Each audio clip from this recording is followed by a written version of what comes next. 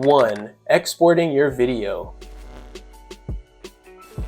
Now that we're done editing our video, I want to go ahead and export it. So I'll navigate up here at the top to share, and then I want to select the destinations. Local is automatically going to be selected, and this means it's just going to export it to your computer. But you can also export it directly to YouTube, Facebook, Instagram, and Behance. Underneath settings, you want to name the file. So here I just went ahead and called it tutorial, and then save to is going to be where it exports this video to. So you guys want to select a good location on your computer where you export this video. So I'll go ahead and select this folder. Underneath advanced settings, it's going to give you a bunch of good presets that you can use.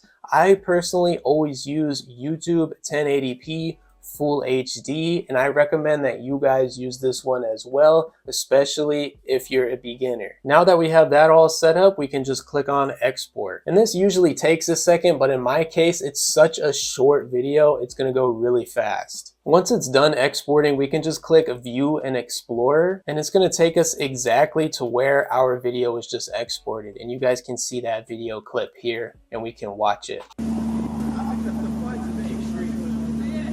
Watch the full video now. Link on screen and in the description.